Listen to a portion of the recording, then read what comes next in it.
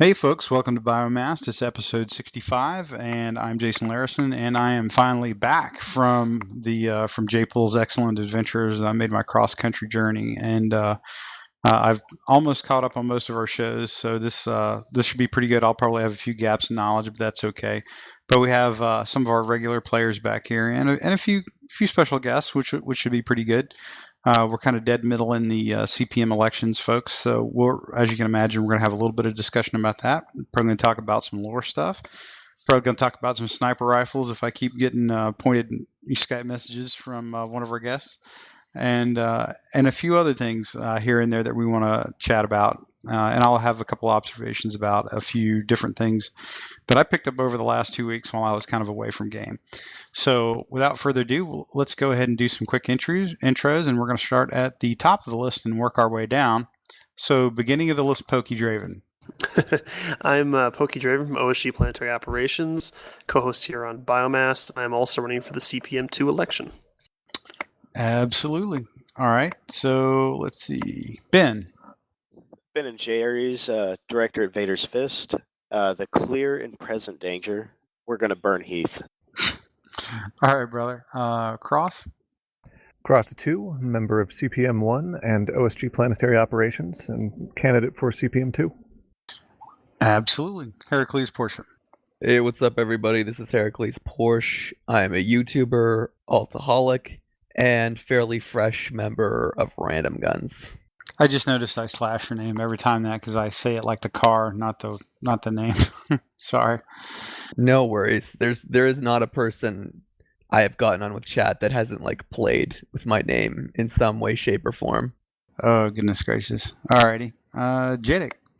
Jadek Menaheim. I am the CEO of the Zerg Consortium and holder of many alts. Yep. And let's see. Middle of this list, Rizel, who, as usual, is on bottom. I'm Rizel. I'm a member of CPM1 and a co-host here on the show. Absolutely. And I'm Jaysyn Larison, as noted before, and I will be helping guide us through this little excursion through the wonderlands of New Eden. I say that with all humor intended, so to speak. So it is pretty interesting here coming back to the show. We've got a pretty interesting list of topics tonight. I say that every week because they're all interesting to me because I'm doing the podcast. But anyway, we are going to talk some CPM stuff and a little bit about the election itself. We are going to do, I think, our final candidate interview with the one and only Cross Atu, who is a sitting CPM member, and he is vying for re-election right now. So we'll have that targeted discussion with him. And then after that, we'll probably have a little bit more of a little general discussion about how we think the election is going, I think it is fair to say that I was, and many people were mildly surprised at the number of folks that have voted so far in the election, which is good news. So that's something that we can talk about.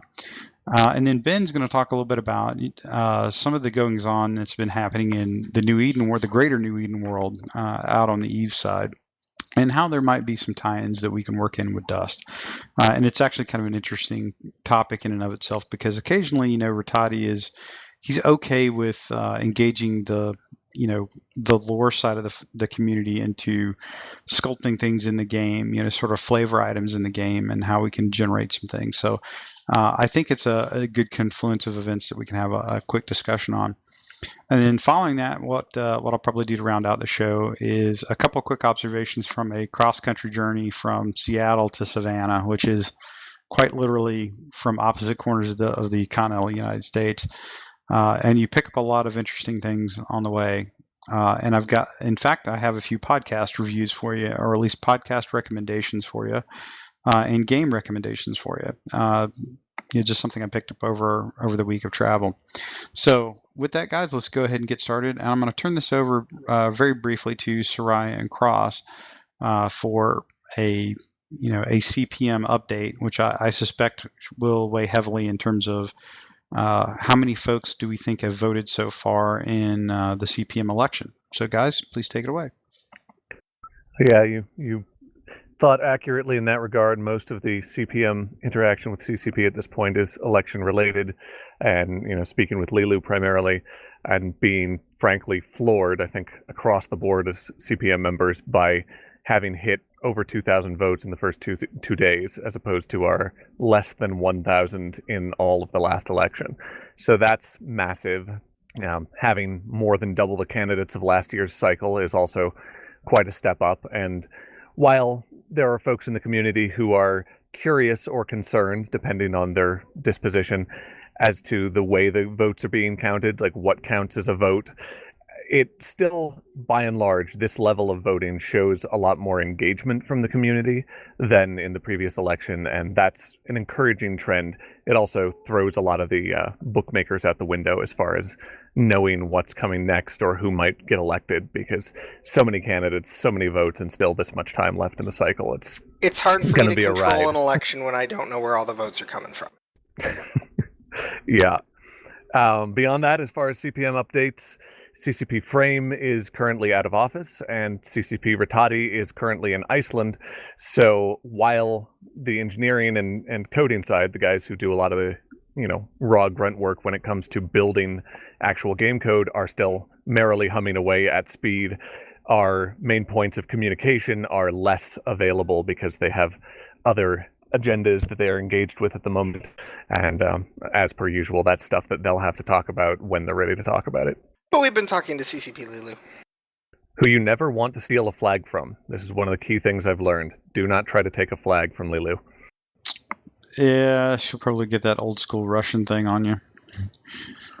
But well, one of the things I did want to ask you guys, and you covered a lot of it. I don't want to go too terribly much into it because it's probably a good discussion after we do Cross's interview. But what did you say the numbers were, at least to date, at least what they've released in terms of the number of votes? We've eclipsed 2,000 as of last CCP update on the subject. Like actual votes? Votes that have been cast and counted. I mean, obviously the STV has not been run. Separate accounts. Okay. Yeah, maybe that's something I should caption really quick. The voting process, alts do not count in the sense of you cannot vote 3 times off of one account, but any accounts can vote as long as they meet the eligibility requirements. It's yes. Voting off PSN accounts. So at least at a minimum, at least 2,000 unique PSN accounts have generated votes.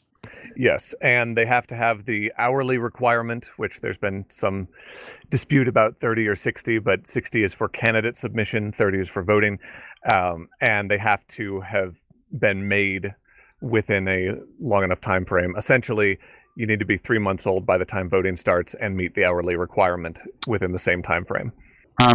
I'm kind of going to go out on a limb and call it that there will likely be at least 1, perhaps 2 candidates from non-English speaking primary blocks that nobody is tracking that will get elected then.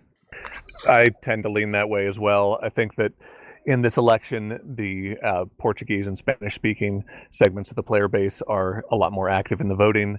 I have also gotten some anecdotal reports of more activity within the Japanese speaking player base, and I think that all of those are going to have an impact on the outcome, certainly.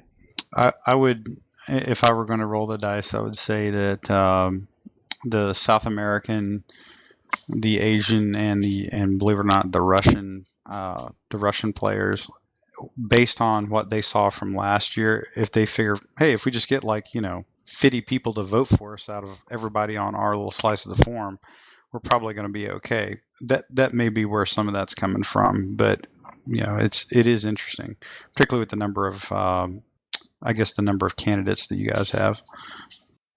Yeah, more than double last year's candidates is a pretty impressive thing as far as that goes, and it makes the transfer aspect of the STV a lot more important.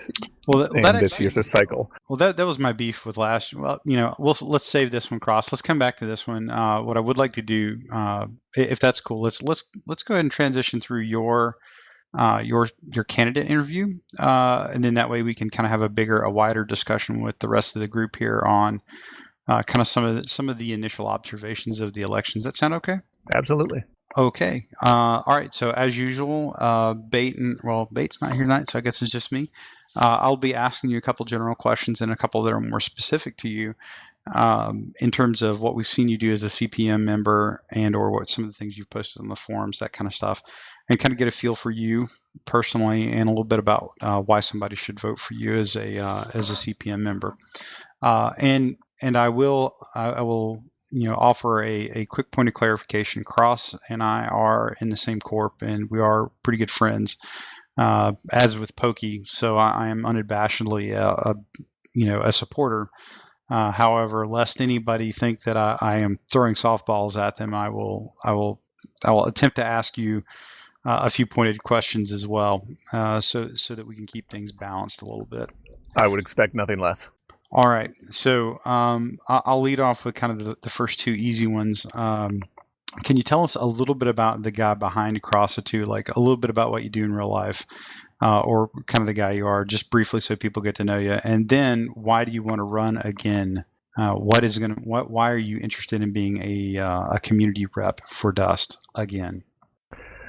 Well, as far as the guy, I guess my IRL time is split pretty heavily between getting myself back into school, because as fun as it is to work outdoors with my hands, manual labor stuff is getting a little bit thin.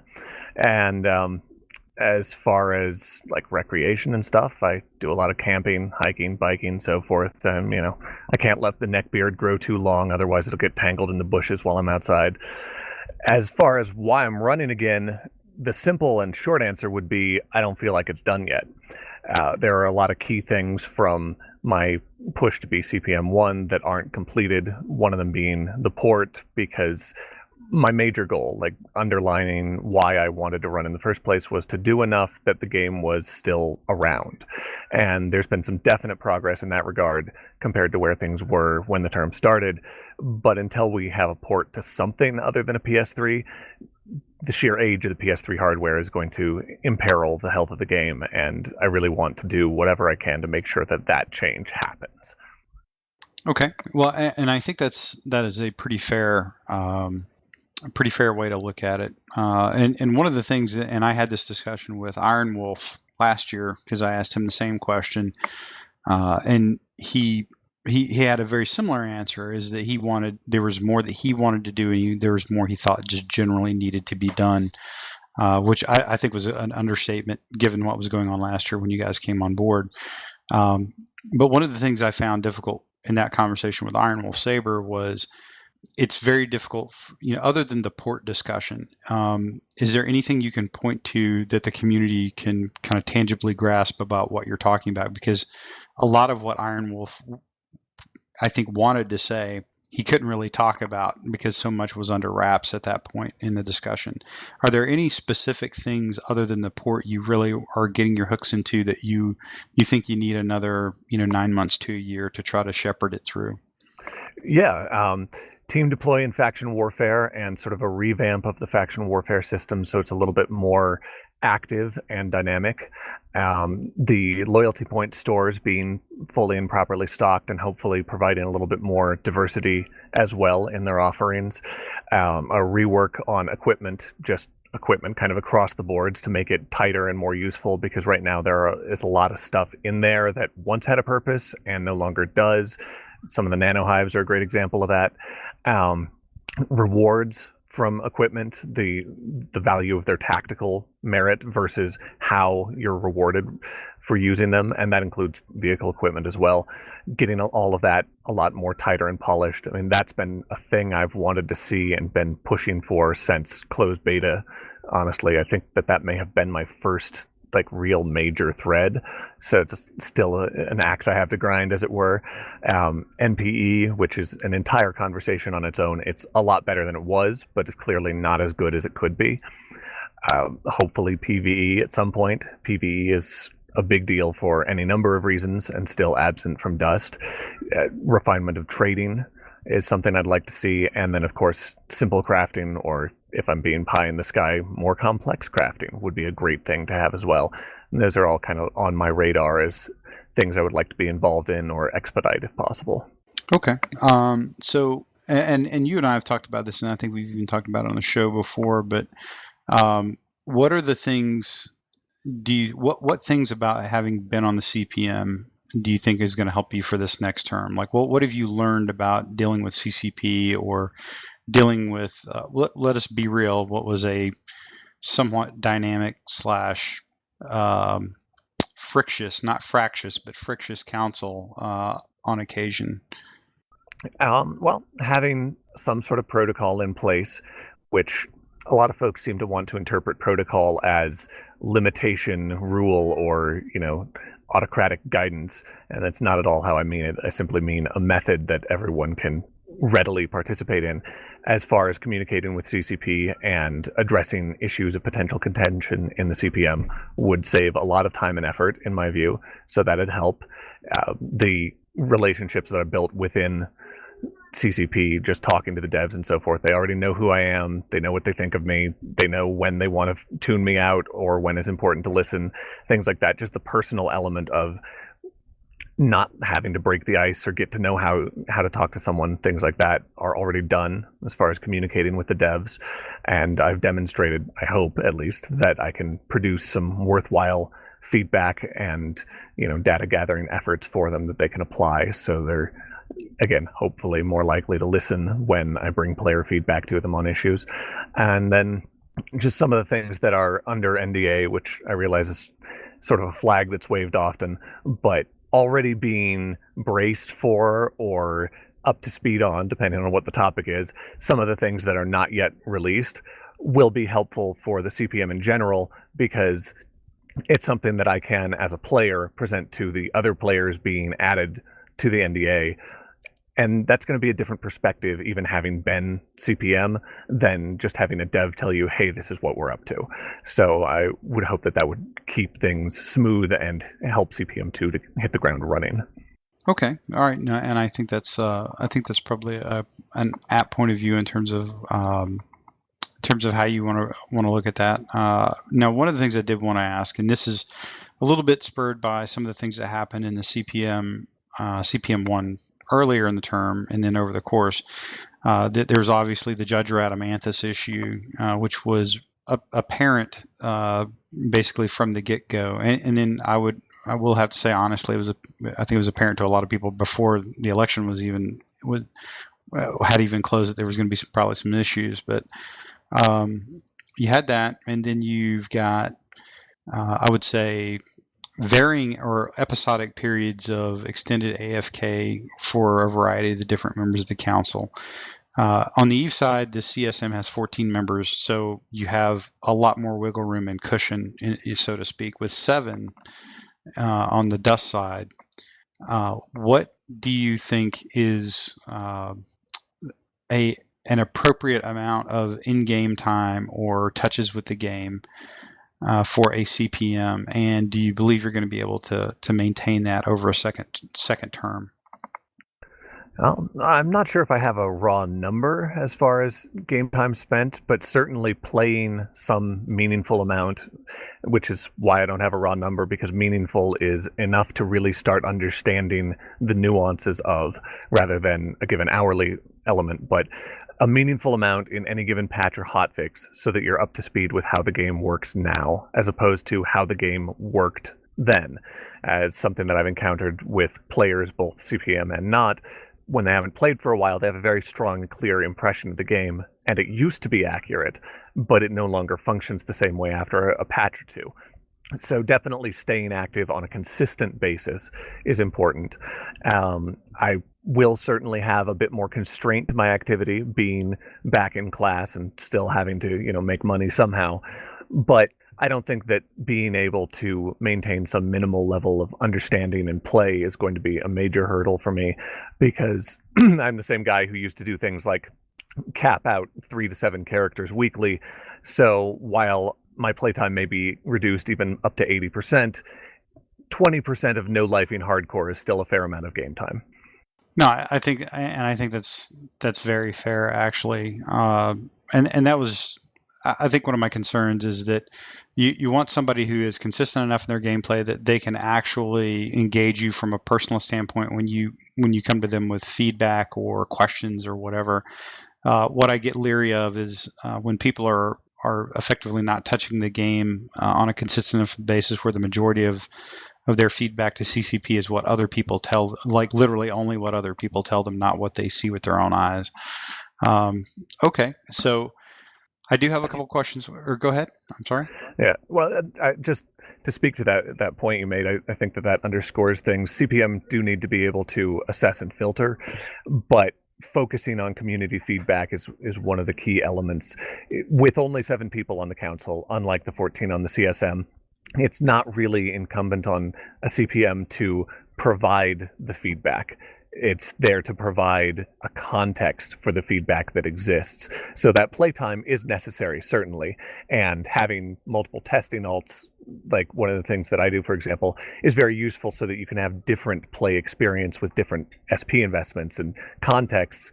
But it's important not to fall into the perhaps tempting trap of thinking, well, I'm CPM now, that means that I have the right to tell CCP what the community wants. Really, you need to look at what the community is asking for and try to bring that in front of CCP, also using your best judgment to contextualize what's being said and why it's being said, as opposed to just doing what I've heard some candidates, both this election cycle and last, seem to want to do, which is promote their own direct agenda or use their own personal playtime as a definition or template for what the community is or what the community wants. That's beyond sketchy from my perspective. Yep, and I think that's pretty legit in terms of a concern. So a couple of direct questions. It's no secret that you are one of the one of the long time and probably more vocal and well known logistics players, or support players rather, floating around in the game. How would you generally categorize the current balance between the classes in Dust broadly, i.e. the heavy class, the medium frames, either Assault and Logi, and the Scouts? How would you generally classify where they're balanced at right now? And where do you think that the most significant issues are that need to be addressed? I think balance is better than it was, but it certainly still could stand to be improved. Some of that comes down to racial lines rather than role lines as much as it used to. For example, the Caldari is frequently taking a little bit of a hit on the chin in many contexts due to the shields versus armor scenario right now in tanking. There are certain other roles, like the state of E-War makes the Amar Scout sort of flag behind the other scouts.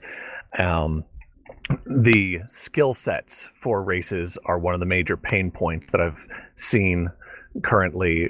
For example, nanohives in in their current iteration are sort of a solo feature almost. You can self-logi really, really well with nanohives, and that does a lot to hurt the Cal logi, whose bonus is to nanohives, because if no one needs the logistics bonus or even a logistics suit carrying extras, then that buff, that bonus, that racial niche gets wasted pretty heavily.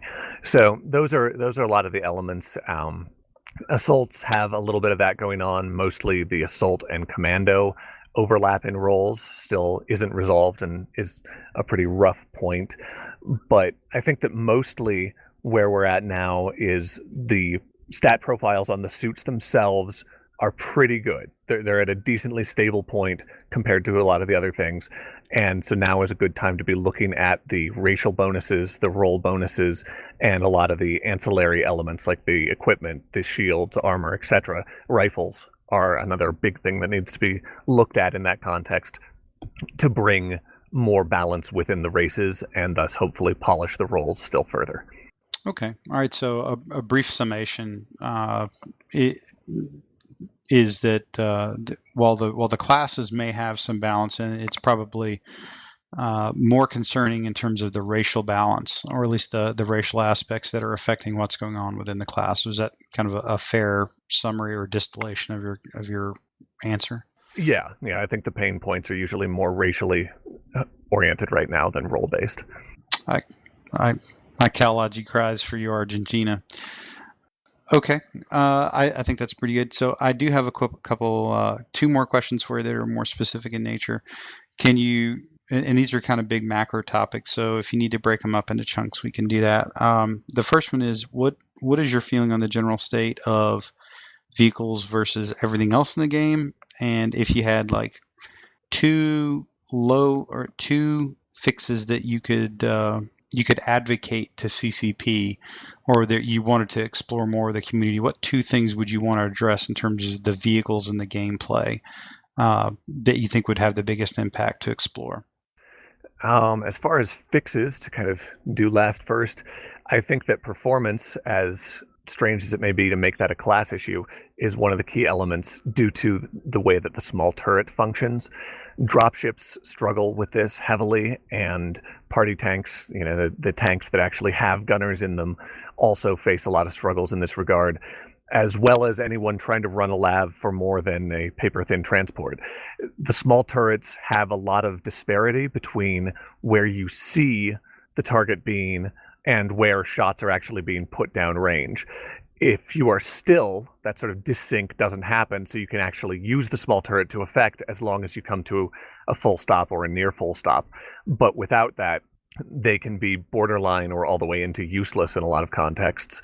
So that negatively impacts many aspects of vehicle balance. It's hard to, say, buff a turret to the point of being effective despite target dissync and not make it overpowered.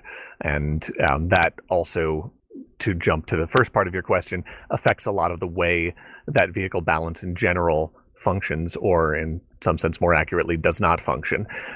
Because if you're, as an AV player on the ground, getting vaporized by a singular hit from anything, it's difficult to engage in any sort of exchange or actual fight.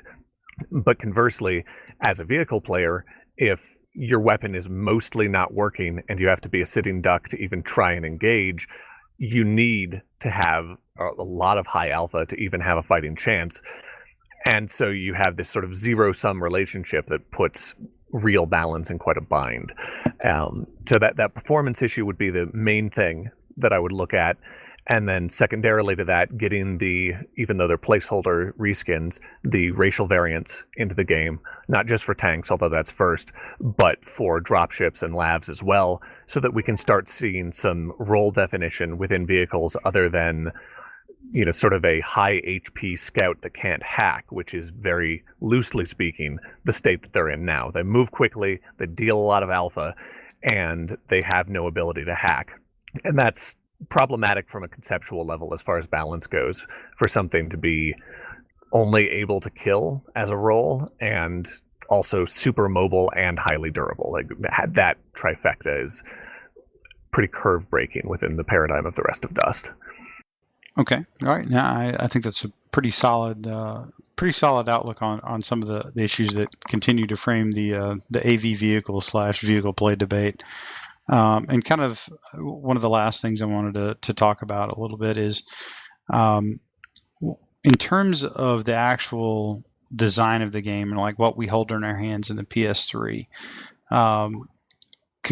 based on what you know, which is frankly going to be more than everybody not named CCP or CPM, like, what are the things that are most tangible to the player base that can be accomplished on the current platform? Like, what is realistic that players could see that you really want to drive for?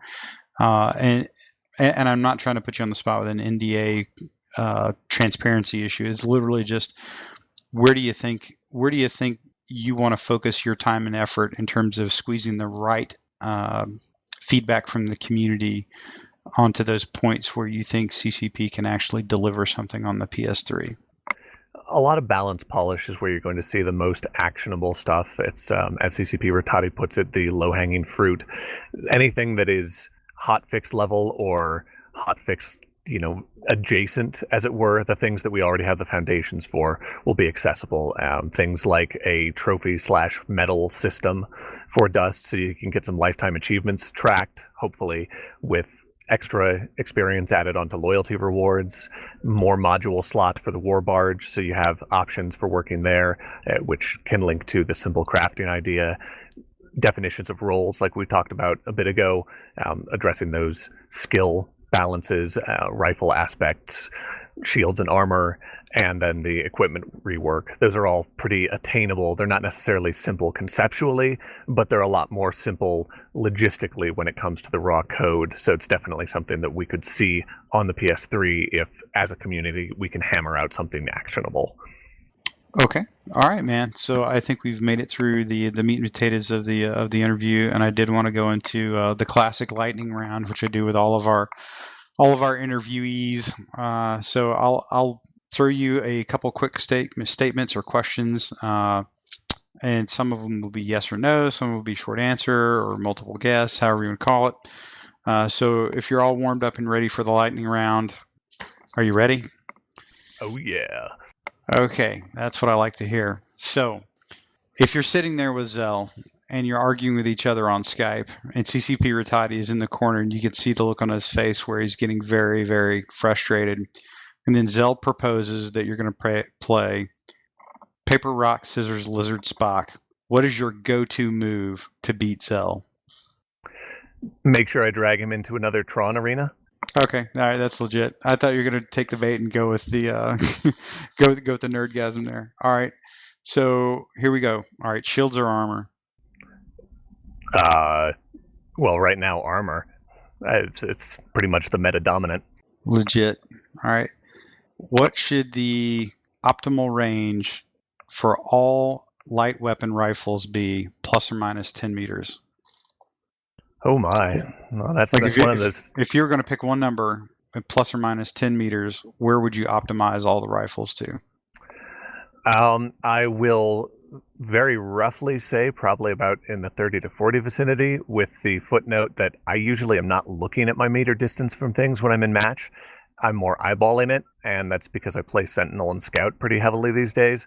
So it's either I'm in your face or I'm running for cover. Okay. All right. Fair answer. All right. Batman versus Superman. That depends on if you're talking initial conflict or after Batman trains him to think right. Oh, God, you're killing me, man.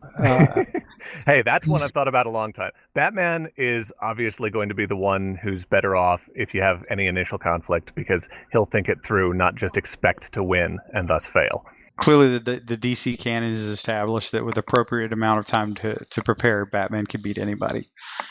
Yeah. I'm literally docking points right even now. Iron Man, which I have to throw out there just for Silly Rabbit, who will now try to shoot me. Okay, fair enough. All right, Chevy versus Ford. I'd rather go hiking. I don't know. I'm not sure if I've owned either ever. Okay, Bam or Zell? Zell any day. He will actually talk to me, as opposed to Bam, who, while he makes a mean set of beer and bacon, is sometimes rather evasive. Okay, fair enough. All right, I got you. If there is one other person you want on the council other than you, who would it be? See, I'm just so tempted to cheat again. I'm gonna have to go with the nepotism here and say Pokey Draven. If I slip in an honorable mention, it would be Zarya Mindir, and I don't think anyone's surprised by either of those, since I've been actively campaigning for them both pretty much throughout this term. Okay, all right. Well, ladies and gentlemen, this is Cross Atu. That was there giving us a quick interview on the Mighty Biomassed podcast.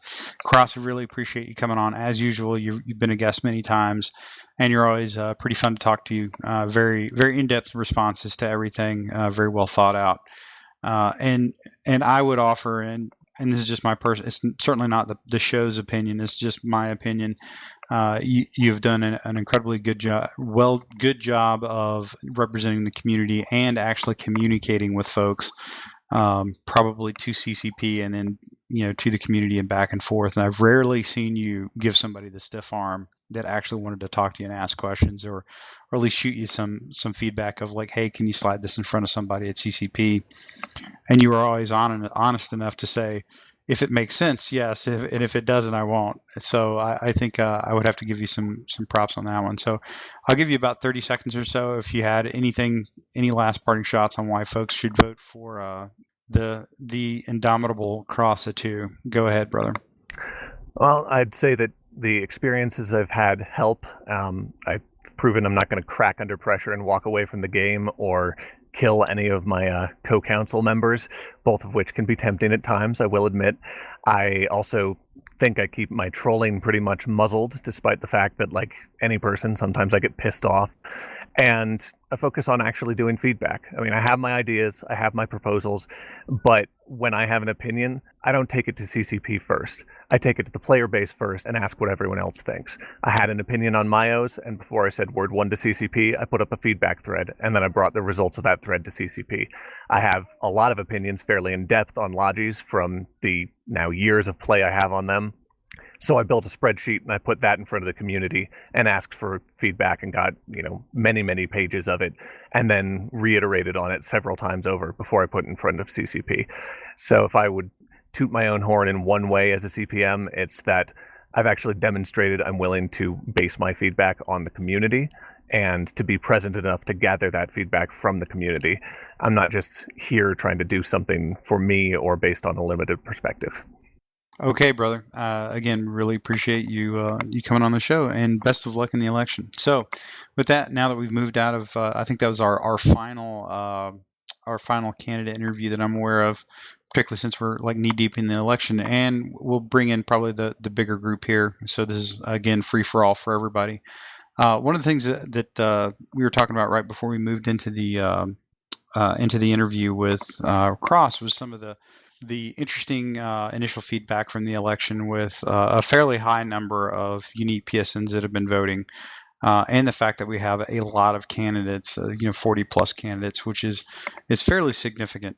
And I just kind of wanted to get everybody's sort of general feel on what they think is going on in the election right now, and sort of what this may portend or bode for Dust in terms of the community. And I'll just kind of open it up. I would say, this is Kain. I'm not sure if you guys have mentioned me yet. We talk shit about you as usual. We said you were useless earlier.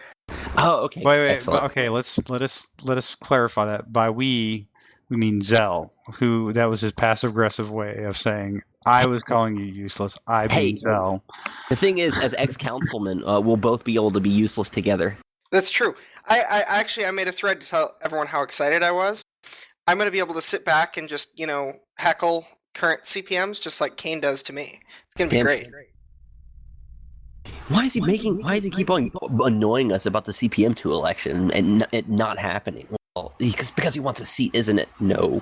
You'll get to have that same joy too, so.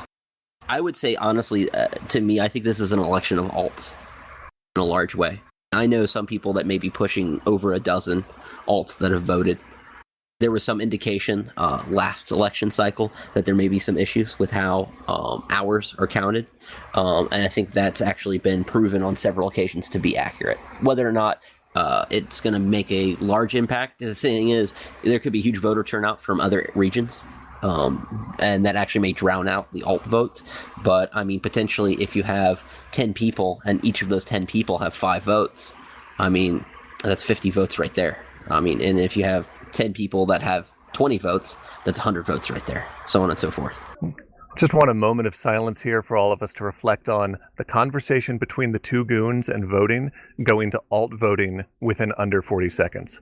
That makes sense. That's logical.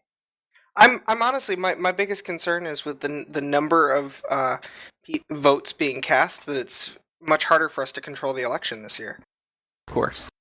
I mean, you also have people selling their votes too, which is kind of interesting to see play out. Yeah.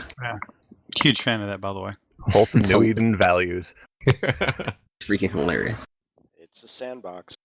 Well, the one thing, and I was kind of thinking about this, and this is sort of the thought I had before we kind of pushed into the Cross interview. There was a mention about how the STV works, and I would offer that last year, based on the voter population pool and how the votes broke with a lot of people voting for Judge and no one else, the STV is not really designed to chunk through that type of sample pool. This is probably, I suspect, will be a much better run through for the STV in terms of how it actually is designed to work and produce results, if that makes any sense. Yeah, Definitely. I mean, what was it, like a good 100 to 200 out of the 936 or so votes actually were just single votes? Yeah, it's Final something like tally, nearly 24 votes were just burnt into nothingness for Judge because after he got confirmed, there were that many wasted that couldn't be transferred to any other candidate. Well, that's hilarious. Hey, they were all wasted, though, at the end of the day, weren't they? That is a fair point. And you've been judged. I think it'll be interesting to see, given the large number of candidates that are from seemingly not English speaking as their primary language. I imagine that if there's that many running, there might be a rather large movement of votes coming from that direction.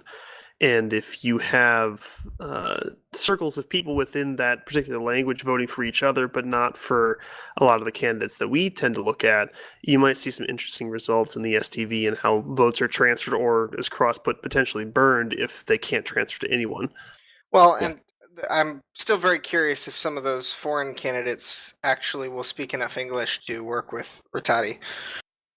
Yeah, we never had a vetting process. So, I mean, how are they going to determine that exactly? I mean, are they going to ask them, can you actually speak English? And then if not, then they just wipe them and we do the whole thing over again? It seems like the easiest thing would be that you just run the STV again. So maybe they do a voice interview. The CPM 0 was actually interviewed prior when they went through and interviewed all of the potentials that they were considering, and interviewed all of the CPM 0s that they were potentials, and maybe they just do that. They just do a Skype interview with the people who are elected, and then if they do a Skype interview and they're like they don't understand a word that CCP is saying, maybe they just cross them off the list. Yeah, I think that this is not a CCP confirmed thing, but I think that Kain is spot on. I'm pretty sure that the method going to be employed is just an interview, and if someone is incapable of communicating, then their seat will be rerun to be filled by the STV. Won't affect the results for anyone else, but they and all elected candidates will be removed from the STV for that run. All right. Well, I think that's probably not a bad idea in terms of how, as a method. And you, like I said, that's clearly one of the clauses that you got to be able to do business in English, which should be pretty good. Now, that being said, I do think it is. I think it is a good thing if you have somebody from, some of the other cultural blocks that are out there. Again, we mentioned it, like the South Americans or the Japanese specifically. I think that would be. I think that'd be a good thing, frankly, because you get a very different perspective on how things go, and you're touching a part of the community that most folks sitting in here don't. So I think that's actually probably not a bad thing overall if somebody gets in. Like I said, I personally think it would not surprise me if one or two folks got on that we were totally off the radar, mostly because of that kind of voting block got them in. Yeah, honestly, at this point, I would be more surprised if that didn't happen. Yeah, no, I think that's actually pretty legit. Let's see. Any other general thoughts on the goings-on with the CPM or the election rather? So, Jadek, how many times did you vote this election? Oh, the robot vote will be private. Jadek, master of drones. I think one closing thought, if we're wrapping up election commentary for the moment, is if you haven't voted yet, do it. I was waiting for you, actually, waiting all the way up to the last interview. Yeah, and that's that's kind of the big thing that I would offer is that one, I am very surprised at the number of unique PSNs that have voted, acknowledging that there's going to be a good minority of those that are actual alts. Probably just like it was in the last election. So broadly, I don't think anybody can get around the fact that, for Dust, for a niche game, a lot of people voting on this. So I'd like to see them actually continue to have the votes push in and then kind of actually see what the tally is. I think I would offer we probably hit just under 3,000, right around 3,000 total unique PSNs by the time voting's all said and done. Probably basically half of whatever we have now, or just in general, because you probably have a good sweep of people that hit it in the first couple of days. But I do strongly recommend that folks go out and they vote, and I also recommend that they actually fill all 7 positions. Yes. At a minimum 3. I think bare minimum 3, but you really need to put all 7 because of the way SPV will work. And we've given you all the options. You just put, Pokey and Cross and Darth and Breakin and Well, now Zarya and Because we all know let me- Zell let could me- choose could choose a CPM. yeah, I was I about to can, say, I was like, let's not go too crazy because and again, that just for the record, those are Zell's opinions on those folks. Some of which I agree with, some which I think are horrendous choices. Yeah, as much as I appreciate the nepotism, and I certainly do, I like votes. Really, the key is to have 7 people on your ballot. Out of a candidate pool of over 40, if you don't include 7, it's quite possible that you'll end up with your vote being burnt off like so many of the votes were last election due to only putting one candidate. And if you want to be represented, if you're taking the time to vote, making sure you put down all 7 is the best way to ensure that you actually have a voice in the process. Yeah, I totally agree with that. And this is one of those unique little things that is interesting in terms of like where we're at generationally with video games. Like I would have never imagined that we would even had a discussion similar to this, that we're electing fairly organically, or at least through a shepherded process, community representatives from a global community that are vested in effectively a game. It's interesting in terms of watching how things have developed, because I can remember the Atari 2600 being in my house when I was a little kid. So you get the full swath of where we've come, and this is actually kind of a neat discussion. It's one of the things that keeps me interested in Dust, so to speak, or at least New Eden in general, is the amount of player-driven activity and how they can actually affect some of the things in the game. So I do recommend that everybody get out and vote. So on that note, we are going to go ahead and transition over to a subsequent topic. Very briefly, I think one of our guests had poked me several times about wanting to talk about sniper rifles. We'll do that real quick, and then we're going to have a quick discussion about some things going on in New Eden lore, and we'll kind of tie that into how that is potentially could affect Dust, or things that we might want to work on in Dust as a community that can kind of generate some content. So I think Heracles, were you the one bringing up the sniper rifle issue? Yeah, that's right. Thanks for getting around to that. Absolutely, man. Yeah, I just have I have an alt with the sniper leveled up. It's the Caldari Commando, so it's like more or less optimized for the role. And I've just noticed there's really no, like, this has been a gradual shift to the place where the sniper rifle really does not seem to have any kind of place in the objective-based modes. Now, it can be handy on certain ambush maps, but mainly due to the removal of like vehicles from ambush, the sniper rifle can be, fairly useful in there. But in Dom and Skirm, sniper is generally close to useless, with a few minor exceptions. And I think that should get fixed, because like, ambush is not a perfect game mode. Really, I'm mostly here for the objective based modes, so I would like to see the sniper rifle kind of re-included.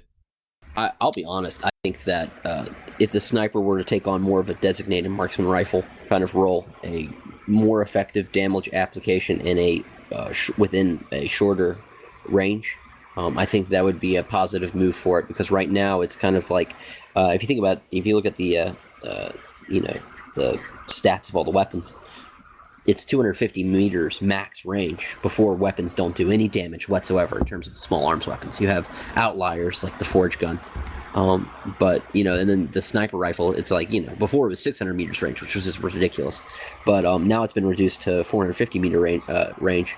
But when you actually go through and analyze sniper kills, a majority of the average kill distance for these kills is generally under 200 meters already. So the sniper rifle is being, I think, unfairly punished because it has the ability to kill people at such long ranges, which is not good for the game anyways. Yeah, and I'm glad you brought up the forge gun, because I don't know how often, like, sniper versus forge, how often is the sniper going to win? And not that much anymore, I can tell you that. I don't know. I've taken out a few forge gunners with sniper rifle, so. But it's like you said, most of those fights are in that kind of 200 meter range, and the sniper can come out on top, but the forge gun is going to be dominant, I'd say. Honestly, the way the tactical sniper operates should be kind of how You cut out there, Kain. dogs. Yeah, I can't. No, Kain- his dogs are kicking his ass again. Oh, He's got okay. these 2 little yappy dogs. Oh, and that was so another he thing. mutes I'm glad himself. you reminded me of the tactical sniper rifle, because the whatever the reticle scope, whatever, it's changed to like a little circle on the tactical sniper. Used to be one of my favorites, and now it's that stupid little circle crosshair, and I'm like, ugh. I love the circle. It works I really- for some people. I was okay with it at first, but I don't know. Lately, I cannot use that circle crosshair at all.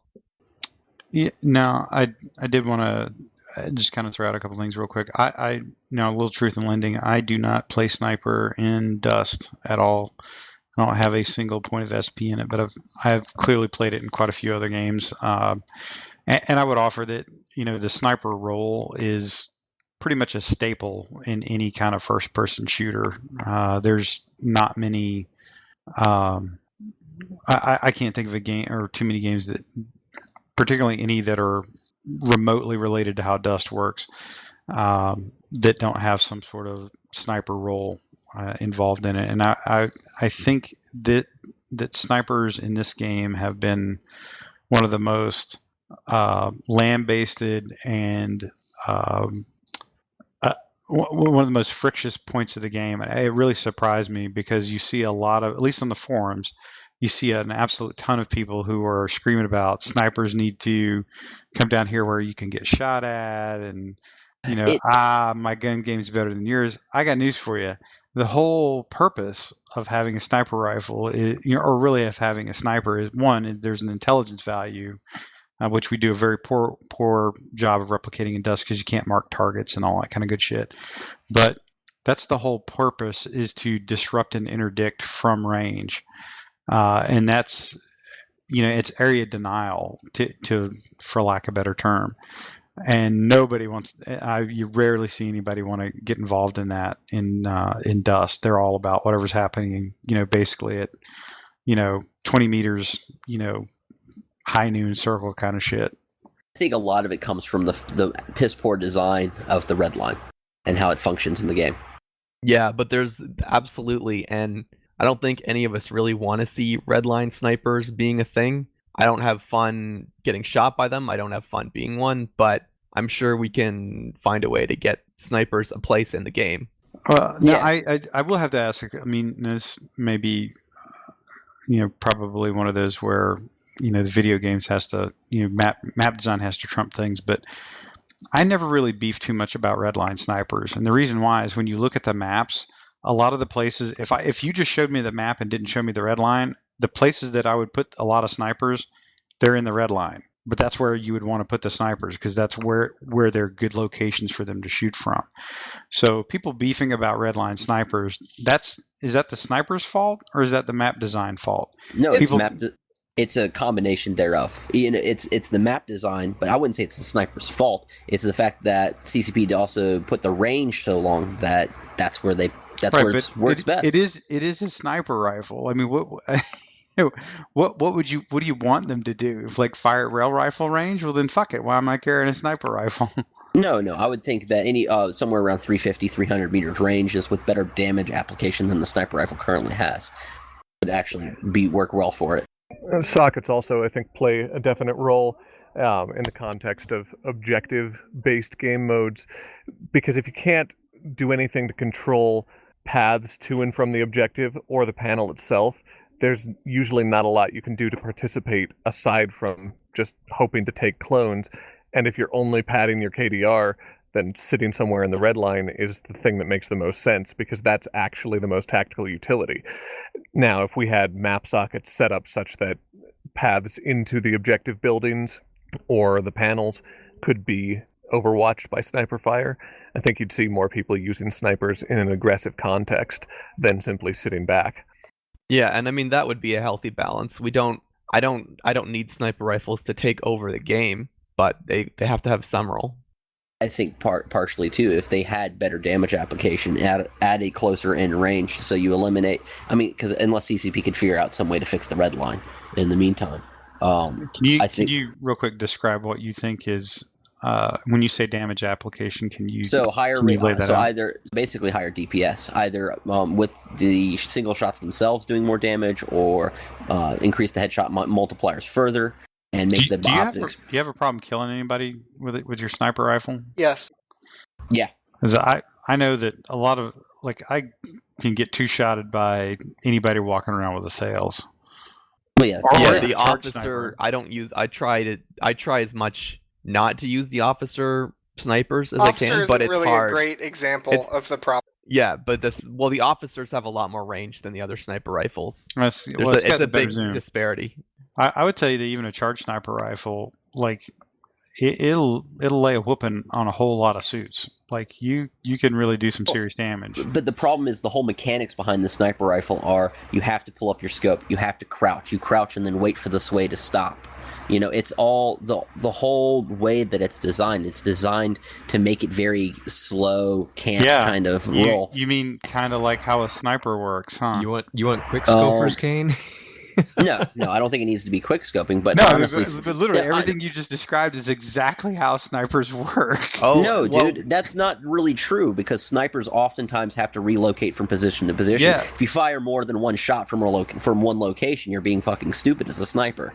Yeah, no shit. But think about what you're describing. You're basically saying you should fire from a stable platform then move, which is what they're doing. But that's not being slow. That just means move to a new location, drop into a crouch, stabilize your scope, fire, get the fuck up, move, do it again. But That's the exactly thing what you is, do. that I think the sniper rifle was much better back in the day when you actually had, rather than hit scan mechanics, you had the experimental sniper rifle back in the day before experimental weapons, which was actually a projectile that had bullet travel and drop and all that good stuff. I think it was much more it's a much more satisfying mechanic. And if you think about it, that's present in a lot of first-person shooters such as Battlefield 4 Yeah, I and agree various with you. others. Sure. And that actually adds a lot more dynamic to the sniper role as well, because you can fire at longer ranges, but then you have to be taken into account more so bullet drop and other types of mechanics like that.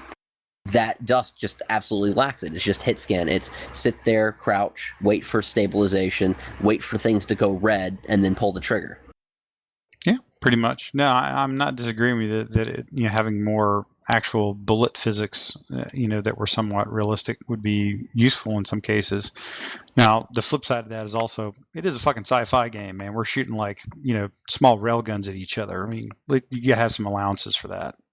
But yeah, I mean, if you go for realism case, then every single weapon in the game would probably have a 600 meter plus range. And one of the things the sniper rifle does is it's not necessarily have more kill power. Historically, the sniper rifle has just been more accurate at applying that kill power. Yeah, I would agree with that. I think you could actually achieve a lot of stuff with just giving them a little bit better zoom on their scopes, frankly, in terms of damage application. Well, that's if you keep them at the current ranges, though. To me, I don't know. For the tactical sniper rifle, I would love it if I had an option for a much less zoom on a scope. I wouldn't mind being able to engage at people at 100, 200, 250 meter ranges effectively with that weapon, rather than being forced, by the way the game's mechanics are, to try to eke out a shot at 300 plus meter ranges. I'm not really sure I'm seeing where you're forced to do that. And honestly, I think most people feel like they're trying to be as far away from the conflict as possible in order to minimize their risk as much as possible. This is a risk-averse community, and the sniper mechanics play into that risk aversion. Okay, all right. I've got to ask, what do you think is going to, what range do you think a sniper rifle should shoot at? 300 to 350 meters range, I think would fix it. Okay, so what do they shoot at now? They still have to shoot at the same stuff. No, but my point is that you're not going to change their behavior by doing that. There's nothing you're describing that's going to change their behavior. For the good snipers, no. But for the people who are sitting at 450 meters right at the tip edge, hoping for that one shot that might get that one kill, they would actually be eliminated to the large part as a detriment to the team, or at least be pulled in. I got news for you. I don't give a fuck about those guys because they do not contribute to the win or the loss, or they certainly don't contribute to the win, and they may contribute to the loss. And if you changed it, all you're really going to do is you're not going. If they're that bad of a player, you're not going to. It's not going to help you. In fact, them not losing clones by being a campy sniper might be better for your team. based on what you're describing. Well, you also have seen previously before when we had 600-meter ranges on sniper rifles. A lot of times, players will switch into roles that they think can minimize their risk if they feel like they're facing a superior opponent. So they will switch into roles like before when with the 600-meter range, which was ridiculous, and then just try to plink some kills. Sure. And again, if you want to address that, then remove ISK from the game. Like seriously, if you want to address that, remove ISK from the equation. That's how you address that. People will always be risk averse, but at the same time, you can make sure at least when they're executing a role, they're at least somewhat helping the team.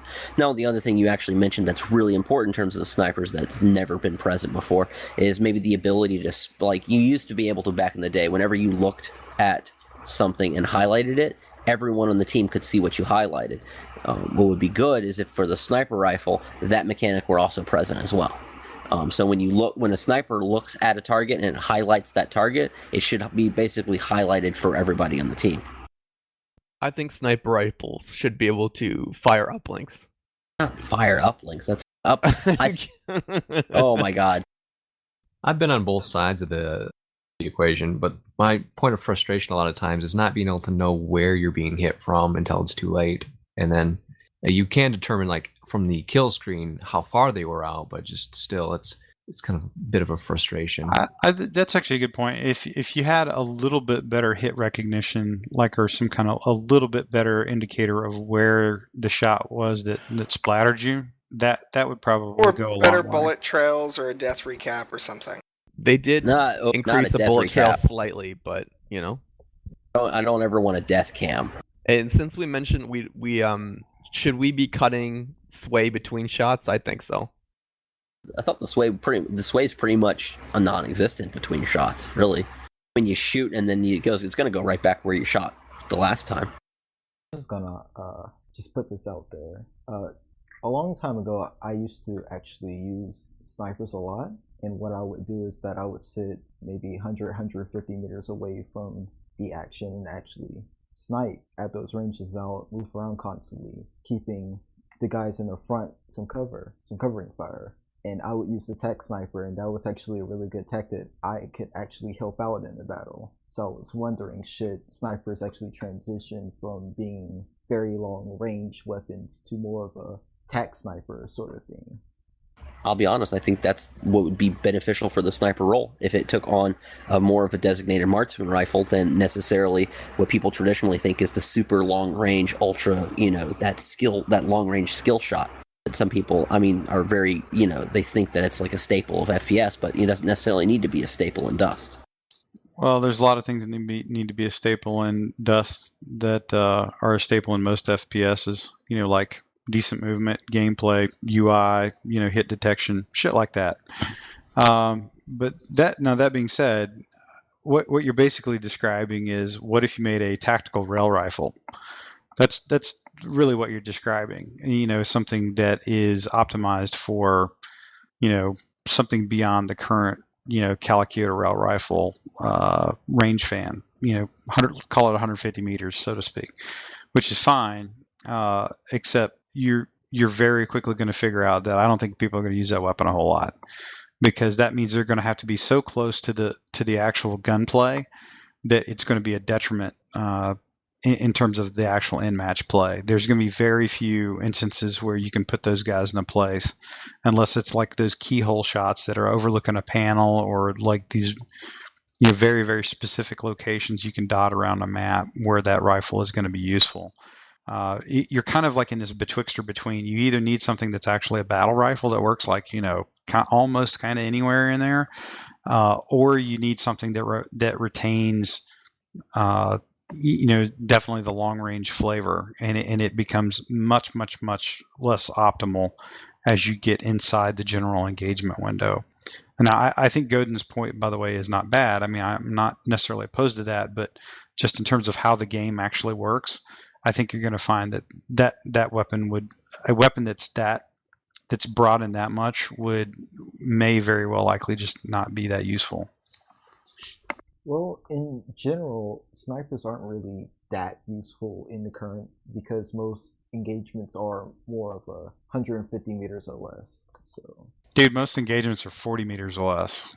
Like, Well, no shit. well, I'm just saying for everything, it's 150 meters or less. Otherwise, you're pretty much not going to get much done. But those sniper rifles need a scope. I think Rattati has talked about putting that on there somehow. Just for an example, as a point of information, like I analyzed like 6 different YouTube. I mean, I needed to go through more, but over 150 sniper kills observed. It was the average range was 188 meters. I just think that more often than not, the sniper rifle isn't engaging at these extreme long ranges that everybody thinks that they should have anyways. So it would be better if they could were more effective at at that 200 to 350 meter range. Essentially buff the sniper rifle and then bring in the range. Yeah, I would think that would be fine. I still go back to what end. What do you think you're going to achieve by doing that? What will change in the game if you do that? Well, not much is going to change right now because the maps are designed to where, like you said, most engagement, like as far as infantry engagements, are more of the 50 meters or less because that's just where all the action is. I would think that map design would need to alter, but that's not going to really happen anytime No, soon. I've had effective snipers that are with like at that 200 meters out from where our engagements are that have actually helped with fights and stuff like that. Not only that, since they're closer into the engagement, they can actually move around from objective to objective to a certain point. So in terms of getting vantage points and that sort of thing, I think it would. I mean, if they are more effective already where they're primarily operating, I think that would be good for them. If the weapon becomes better at the ranges where it's mainly being used, I think that's only going to be a plus for what the sniper role actually is in terms of how it's played out in Dust, while discouraging some of the what a lot of people I guess have termed of negative behavior in terms of sitting at the extreme ranges of the sniper rifle and not actually impacting or affecting anything very much just because of the way the maps are designed. I don't know. I think just generally constraining or trying to shape people's behavior that way, because it doesn't actually address the root issue. Is I think the dev time to do the numbers and physically type them in, no matter how small that dev time would be, is better suited doing something else. It's that's just my personal. It literally takes 30 minutes to do. Exactly, and that's probably 30 minutes. That anything there are so many other things that are like light years beyond that in terms of its importance. I think they should probably address. Now, I mean, that being said, sniper rifles work pretty well. They still kill people, like a lot of people. And if they don't kill people, I can tell you they do exactly what AV does to vehicles, which is make them get the fuck out of an area, which can also work fine. But nobody wants to hear that because they're not getting a kill for it. But yet you're being very, very impactful in a match if you can control certain areas on certain maps that way. You may not kill people, but the first time you get shot and then it takes you down to like no shields and like 20% armor, you're going to get the hell out of wherever you're getting shot at.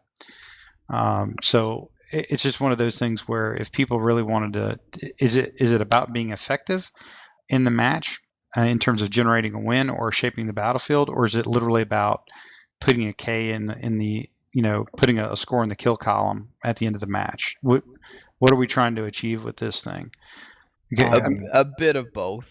I would say that, yeah, a bit of, well, I wouldn't really say getting a kill, more of getting rewarded, because if you shoot somebody and they run off, okay, that's good for being effective, but you're not getting rewarded for that unless someone finishes that person off and gets a kill assist, Yeah, no, I'm totally with you. I'm just saying I'm not sure how any of these changes are going to actually impact the game. I mean, I'm not seeing where these are going to impact anything. Well, I don't think that simply changing the sniper rifle would fix much of anything unless other things got changed with it. It's just one of those things. Yeah, I mean, I would like a sniper to be viable in PC. Here's put it that way. That would take some. I would say that would take some serious changes to occur, and I don't think that's going to happen anytime soon. There are certain maps where vehicles. There's certain maps where sniper rifles can be extremely valuable. One is the 2-in, 2-out map rings. If you have that on a cargo hub, you can put a sniper on top of those rings, tactical or otherwise, with a swarm. Usually a commando with swarm launcher in tow. You can actually eliminate all uplinks from up high ground. You can eliminate most links in the acid pits. You can also even eliminate most links on the outside objective points with that sniper rifle. There are places for it, but they absolutely are few and far between. Sure, but is it superior enough to a forge gunner or a laser rifle or something up there? I don't know. With the combination of swarm launchers, yes, I would say. Yeah. Against a forge gun, I don't know. Forge gun, I would say it's a toss up. It really depends on. I would rather use a forge gun than a sniper and swarms in that case. But as far as say anything else, I would say that combination is better. But it's very limited in that kind of use. Like there's very little situations where that would actually be worthwhile. That's why I said that this is just one of those things where it will have a lot of work to be done to where it will be actually more useful. I think it definitely needs some anti-material sort of AV capability to it in a way. It's got way too long of a range and it's way too accurate for that. Like, yeah, I hear you on that. That's why the forge gun got its sight removed. Forge gun never had a sight. It did. It had the camera sight. It had a circle in the center, but that's it. I still wish that charge circle would come back. No, it had a camera sight a long time ago, and that got removed because that thing was way too accurate. I don't think so. You know that little box thing at the front? That's what that is. Okay, since this is making for great radio. I'm not trying to cut you guys off. It's literally like there's like 9 people playing Dust that actually remember what you're talking about with the camera sight. Which by the way I actually preferred. I do kind of want to go ahead and kind of bring this one to a close, and I would offer that as much as we were going back and forth about the sniper rifles, I do like the idea of it having a role or a function, and I would personally offer, if you gave the sniper rifle something to do other than just shoot at people, where they could actually mark targets, perhaps you could develop an incredible amount of functionality that way, and that would actually be okay too. And having snipers that engage, you want like the idea behind Dust, I think, is that it's deep enough that it should allow for nearly any style of play to be able to be brought to bear within a match of 32 people. And I don't think it's me personally, I don't think it's a good idea to continue to constrain people to let's get into a fast twitch CQC game, which is where Dust has very clearly gone over the last year. So that's just my thought, and like I said, I don't even play, other than the Covenant sniper that came with one of the packs I bought when I first started playing Dust. I've never put a sniper rifle on a suit, and that's just me saying it. So, but it is a good technical discussion, and one that will always bring some heat in any conversation. And like I said, prior to the show, we can have this discussion on here back and forth with several people, or you can watch, what effectively is like a bunch of walruses with Cheetos, dust coated on them, like ravaging each other on the forums, and get zero resolution. At least here you can have a semi-adult conversation about why things should work or how they should work. And a lot of it really comes down to the perception or really your personal interpretation of what that role should be. And I think that's okay. So I do kind of want to pick up move from this, and I'd like to get benandjerrys up on the net because he did actually have a different topic he wanted to kind of talk to us about a little bit, and we want to transition over to it for a few minutes. So as many of you know, I am an EVE player, or at least I was for a long time. We've got several people in Dust that have dabbled in EVE, mostly because they were introduced to EVE from Dust, via the New Eden universe. We're like, hey, where are these orbitals coming from? Then somebody explains to him that, in some cases, those are actually people flying ships in another game, that kind of thing. And you also had some folks that were actually brought over to Dust from EVE, which I think where a lot of folks came from originally. So there's a little bit of a tie-in in terms of the lore and the New Eden universe. And if you ever read some of the flavor text in the game, of which there's not enough of probably, you get a lot of pretty good little nuggets about what goes on in New Eden. So there are some things going on that are very specific to the Eve side, but I think Ben had some ideas about what he'd like to pull from that and how it might be able to affect some things on the dust side. So, Ben, would you mind giving us a really quick discussion a little bit about what you're seeing on the Eve side, since you're an Eve player, and then what you think is going to, or what could be something that could be a community content generation tool for some of the folks on the dust side? Absolutely. As you guys have known for a couple of years, I'm benandjerrys. Corped up a little bit. Now, my Eve side character, his name is Angskul Assad from Curatorius Veritas Alliance, which is a roleplay alliance that also owns sovereignty, which is basically the same thing as Planetary Conquest. With that, we've been driving a lot of player-driven content, meaning that we've gotten it so heavy lately that the developers on the Eve side have basically logged in as actual role-playing characters. For instance, Jamil Sarum lately. That whore. Hey now. Anyway, with that, there's been another guy that's actually kind of picked up behind that. Hey, real quick, just so everybody's following, the character, the name Jamil Sarum, that is like the Empress of the MR universe. So that's where some of the. So basically what you have is members of the CCP community team, the Eastside community team, that are actually getting on in-game as these characters and engaging with players. And it's actually shaping the storylines for Eve, rather. All right, and this is pretty significant because this is for the first time in 13 years, CCP logged on as basically the leader of a non-player corporation, rather a non-player faction of all things, and actually killed somebody, like in a fleet with a bunch of people. That'd be as if Radity came down with you right now, role-playing as some Mimitar general or something, and here he is murking off people while you're doing a PC or something. It's a big deal. So they're really buying in on this lore stuff.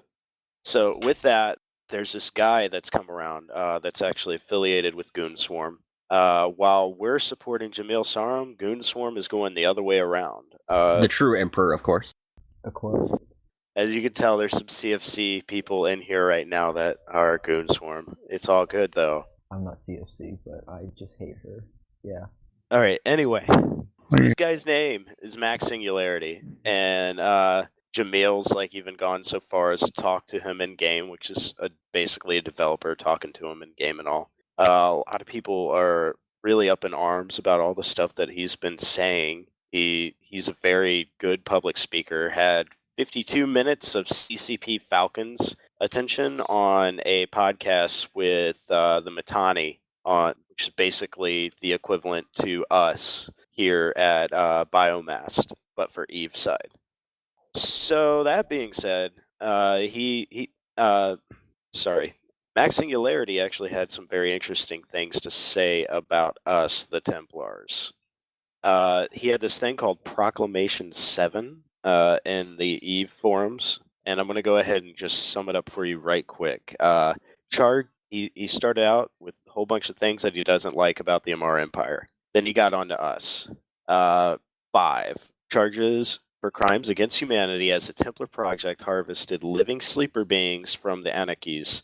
The resulting project held in conspiracy against the Amar heirs, thus raising clear and present danger to the Amar Empire as a rapid increase of immortal soldiers by enemy states are presently proliferating New Eden, and also charges of gross negligence in responding to the Drifter incursions as a direct result of the jeopardies expounded by the Templar Project. So, what does all that mean to you? Basically, you can call it like you see it, but he's saying that we are a danger to society. Well, the original Templars, of course. Well, now, just for the record, the way he kind of laid it out is it was not. Just to be clear, one, Max Singularity he's a very, very well-known Eve player. he is a big lore enthusiast and often does garner the attention of CCP and the greater, kind of RPing type community in Eve. So just to put it in context, very, very well-known player within the Eve community, which is obviously dramatically larger than Dust. And what was fascinating about it is that he was remarking, he was basically acknowledging something that CCP generally doesn't, which is that Dust exists, and that it actually has impacts inside the New Eden universe. That's one of the reasons I thought it was somewhat apropos that we could have a discussion about that tonight. And there's probably, and if there were ways that we could engage on this, it would be probably pretty interesting. I think this is the kind of thing that makes the case for, if you want Dust to not just survive but really thrive, one of the number one ways to do that is to get Eve players to support Dust. And that is not necessarily just by playing it. There's a lot of other things they can do like this, or you give them tools where Dust becomes useful to them. So when you hear guys like SMB or Cross or Pokey or Zarya or folks like that are big faction warfare enthusiasts, and they describe having linkages, if like a Dust player can pick where he wants to fight, and an Eve player can pick where they want to fight, somebody like Max Singularity or the Goons perhaps, which an incredibly large power block, thousands of people that are very well organized. When they want to start having their big, intergalactic, squabble with somebody, Like you CBA. you can then organize both Dust activity and spaceship activity in Eve, and you can actually have lore and storylines that are totally relevant to both. That's where I think the power of something like this is, and it comes down to just a few little things, making Dust useful to the people in Eve is not going to be a bad thing for this game. In fact, it would be probably a very good thing for the game in the long run, and they can do it in such a way where it's not intrusive on anybody.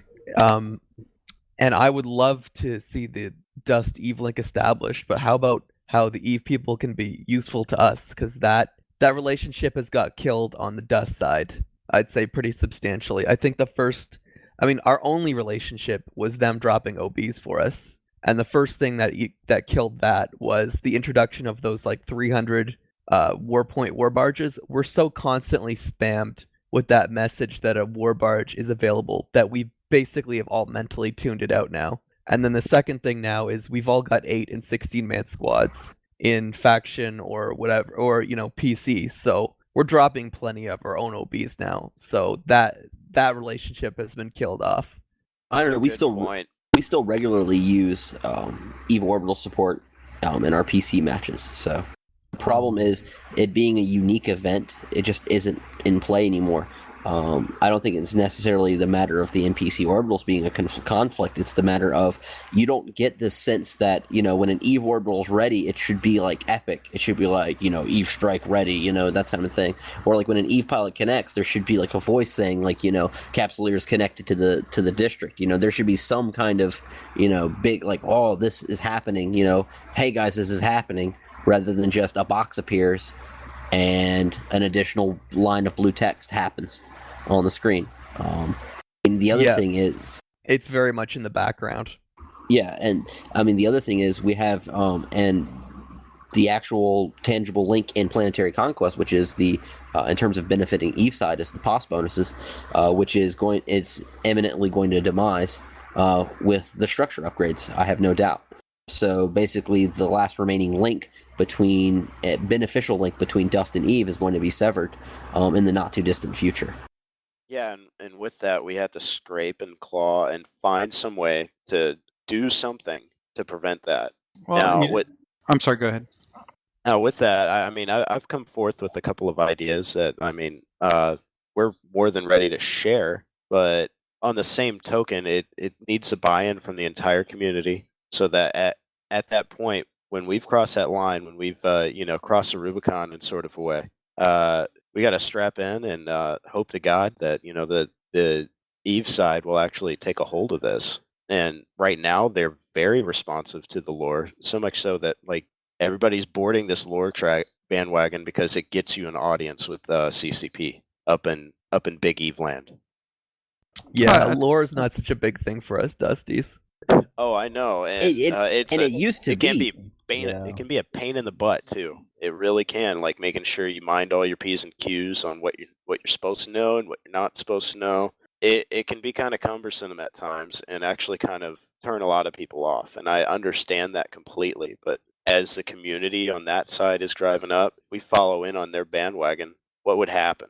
Could we possibly get the same amount of attention on it? Well, Especially if we get their backup. I think you have to aim. You have to get some focus to it. So, for example, like all that POS bonus jazz and all that kind of stuff. You know, I mean, because originally a lot of PI was put into Eve, like planetary interactions is basically how they can do, you know, for lack of a better term, some mining on a planet to produce things. That was, if you look at the PI structures, they're actually the dust structures you have on maps that we play on. They were designed to kind of function like that. However, the things like POS bonuses aren't useful in the long run, and Kain pointed that out very well. Ultimately, the things that you could do is if you made dust activity move the needle in faction warfare more, like actually the percentile increase of system control, you know, like you control systems in Eve, if that was increased where it was noticeable, you know, significantly more noticeable, like where you can still take a system if you want without dust support, but boy, if you're working together, it's much more advantageous to both. There is something to that. And if you had, you know, advantages to PI or other things, if you owned a district in there and you had some sort of allegiance to whatever faction, there are things that they could do that are probably very useful. The thing where I think a lot of folks tripped up on is that there is this pseudo sovereignty mechanic in terms of how we do PC, and people try to equate that to Sov in Eve. These are very technical gaming type discussions, but the long story short is, I think they sort of shot themselves in the foot by even attempting to introduce that. They should have focused on the faction warfare aspect, which probably plays much better to how Dust works.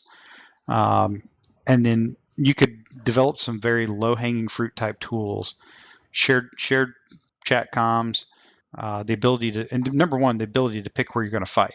And then if you can do that, even if you don't move the needle very much, you're still impacting things. But if you can pick where you want to fight and synchronize the space in the ground, and then you make it where taking planets in the right location is advantageous to the Eve side, problem fucking solved. You right there have incredibly increased the value of a console first-person shooter game to a uber nerd spaceship guy sitting behind his PC, and he at that point will then become an advocate for you, even if he doesn't even own a PS3. I agree with everything you just said, Jay, but also there's a lot of problems with being able to get rewarded within FW already in Dust, and I think that would need to be addressed as well, because there's really nobody playing FW right now, like compared to pubs. Are you high? No, there's a decent number of people playing faction. Faction warfare is on fire lately. It takes me about 5 to 10. If you're by yourself, if you're queuing by yourself, it will take a long time. Even in squads, I've seen it that it's 5 to 10 minutes just to get a match, whereas in pubs, even if I'm not... 2 days ago, I played FAC War at 1 a.m. Mountain Standard Time solo and had no queues that exceeded 3 minutes. Just throwing it out there. I'm talking about over weeks. It's been averaging... Over weeks, it's lower for me than that. I've been averaging about 5 to 10 minutes even in squads. What did you do to Scotty? I don't know. Because the thing is, I've been seeing maybe it's just people... that Scotty hates me, but I've seen it being 5 to 10 minutes. Dude, I'll put if I put everything but Dom on for pubs, I can get up, go get a drink, make a smoothie, take a piss, let my dog out to go pee, come back, maybe play some, I don't know, some Candy Crush or something, and then still look up and I'm just now getting into match.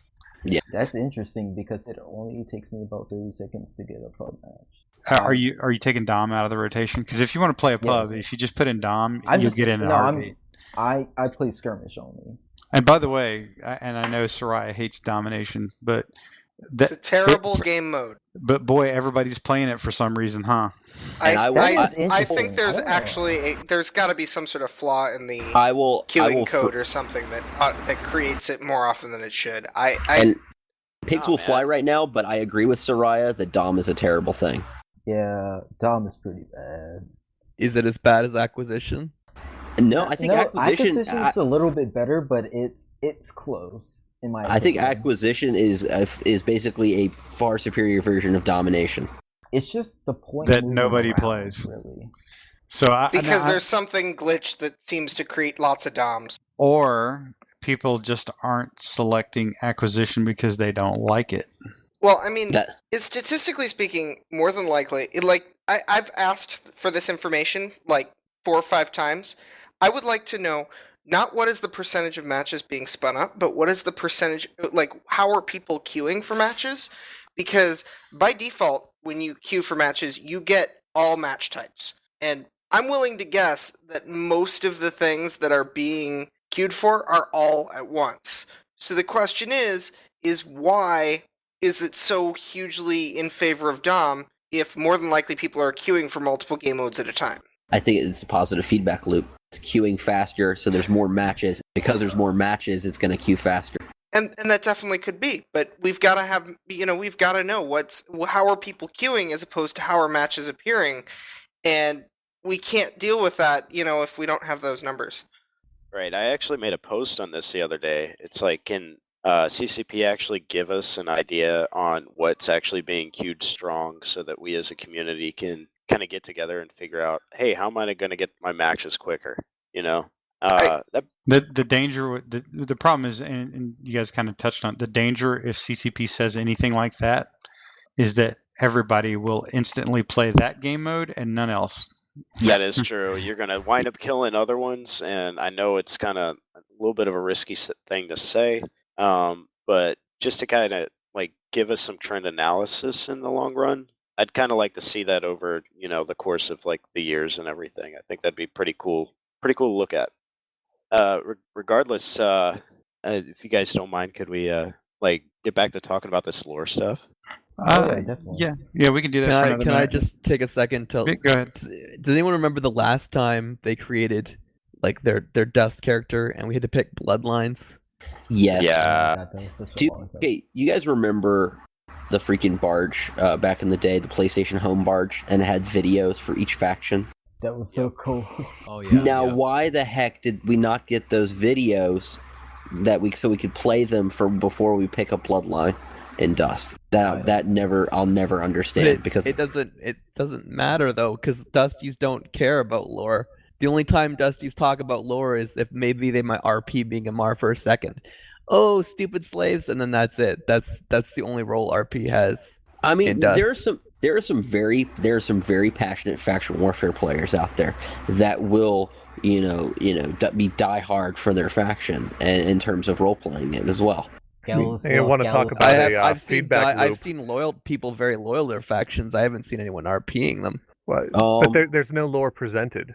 How much lore is presented when logging into Eve for the first time compared to logging into Dust for the first time? We were just talking about how, it would be great to have a couple-minute video talking about the races, whereas in Eve you have walls of text that you can have. In Dust, you log in, you have a different bloodline. It's my merc quarters look different, as opposed to the setting for my missions and the flavor text is functionally different. I mean, the centerpieces, the content is the same, but they couch all of it differently based on your race. So, of course, you don't have much of an uptake on lore in Dust because there's nothing for people to access it unless they already have access to Eve or going out of their way to purchase books separately from the game client. It's hard to get that investment if people don't even know it exists or have no context to encounter it other than go outside the game and look for it. Just as a side note, everyone should buy the Eve books. They're amazing. Just saying. Yes, they are. All right, go ahead, Jaden. Recalling back to closed beta, with the you could choose your bloodlines. They had flavor text that also affected how your skills were initially allocated. I'm kind of wondering why they removed that from like a new player experience perspective. I mean, that felt kind of helpful. It was more because people got tired of having to go down a certain path when making alt, so they just got rid of it. Yeah, I hear you. So the question is, like, I keep preaching kind of on the forums the whole use what you got concept. Well, here's what we have. We have planetary conquests in order to push this whole lore aspect. Now, let's say, and this is exactly what my corp, Vader's Fist, is about to do. And not doing this as recruitment, anything like that. It's just an idea. We're taking Molten Heath for the Amar Empire. It's a Mimitar area. We will subject the people back to where they belong. I mean, that's as simple as the concept gets. How do you guys feel about that? Good luck. Yeah, that's gonna be amazing. It's going to be fun. Hopefully, I really do hope that maybe you guys pick up, like, saying, oh, hey, I'm in the Mimitar faction now, or, oh, hey, I'm in the Angel Cartel now. I would love to RP Vive la Resistance Galente Mimitar, but I'd probably end up very alone. Okay, just letting you know, I'm going to actually be doing PC more if this goes down well. Yeah, I hear you. I don't know. I mean, the thing is, we have people who roleplay in this game, and yeah, PC can be maybe an avenue for some lore-based stuff. I mean, if you think about it, the lore entries for Dust have all been centered around Molten Heath, and they actually even mentioned certain corps by name, with, talking about how we were hired by the Mimitar to fight pirates. And we decreased the amount of piracy on the planets, apparently, in Molten Heath, but then everything basically went dark. And it just devolved into a bunch of us, just infighting between the various merc organizations on the planets. I don't know. Our beginnings were in... Well, was that planet in Molten Heath? I can't remember. There was no specific planet, though. For Templar 1. Oh, I'm not even sure. I can't remember. A specific planet. I can't remember what it was, but I thought it was in Molten Heath. All right, so before we kind of totally jump the shark here, I'm just going to kind of circle back and wrap this up. And we could probably actually do a more distinct show on, like, if there's a way that they could tie the lore in to what we're doing. One of the interesting things is that in EVE, they actually do use lore as part of their game design architecture in terms of certain things, in terms of like what shipyards develop what ships, and then what type of stats are more likely than should they have. Like certain type of ships will use these type of missiles or are more X or Y, and it's variations within like even racial themes. So. But we don't do that here in Dust at all. So, but there is a backdrop of lore that we can kind of tie into. But I would offer that we probably could have a pretty good discussion about what it could mean in terms of community content generation. I don't think we're going to ever get, at least not under CCP or Toddy, unless he has a real big change of heart, utilizing lore as something that will help shape things that you see tangibly inside of a match. Now, that being said, utilizing it as content generation, which is what I think Ben's talking about, if you want to go for that and do that, fine, man. I think there's a lot of room for that if you find like-minded people. It is unfortunate, though, that you don't really have a lot of actual in-game tools that will allow you to see some of this to fruition, I think. But you can probably make a pretty good go of it. So with that, what I'd like to do is kind of, again, this has actually been a pretty interesting discussion. I'm a big fan of the lore of New Eden. We can kind of table this one for the moment, and then maybe we can come back to this at a later date. And we can kind of talk about some different aspects of lore. Maybe not so much of a history lesson, but hey, how can the community get more involved in perhaps producing the lore for the Dust side of New Eden, which they do allow the EVE players to do quite a bit. In fact, a lot of the lore actually is written by them. So that in and of itself might be pretty interesting. Can I counter that right quick, please? Yeah, sure. Go ahead. All right, that's where channels come into play. There's tons of ways that you can actually talk to in game to actually get this type of stuff going. There's a channel called Live Events, where you just type in the words Live Events, and then there you are typing out a character saying, "Hey, I'm a Dusk guy. I don't know anything about roleplay, but we have some ideas. Who's in on this?" And then there's in-character stuff like the Intergalactic Summit and a bunch of other ones that are all out there. I mean, anybody has any questions on this stuff, you can feel free to message me in game. I can get this stuff to you. Now, if you guys do want to go with this and kind of use the drop on the bandwagon, like how all the Eve characters are right now, then please go right ahead. I hope that this could be one of the things that we can use to claw and bite our way to make sure that this game gets immortalized. Okay, and I think that's fair too. That there's some ways that we can look at it with the kind of the avenues that we already have in game. So let's and I do appreciate you bringing this up. I've actually tried to poke some lore stuff in here occasionally and haven't been overly successful, but I appreciate you actually kind of tying this into some of the bigger things going on. So what I'd like to do is kind of move over to kind of our last topic, barring any saved rounds from folks. And it's just a very quick recitation of a couple things. As you guys know, I haven't been on the show for a little while. I was literally moving across the country, hitting about 3,000 miles, well over 3,000 miles, Seattle to Savannah, more or less. And one of the things I picked up in that sort of little excellent adventure was I spent a lot of time listening to different podcasts and a lot of time in hotels, playing different mobile games or Steam games. And what I wanted to do is kind of a real quick rundown of some, particularly some gaming podcasts or perhaps some kind of pop culture sort of podcasts that I would just kind of recommend to the general audience at large. And some of these are pretty popular. A couple of them are not. The first one I'd kind of throw out there is it's called the Game Informer Show. So Game Informer magazine, very well known video game magazine, very well known, been around for I think right at 20 years now.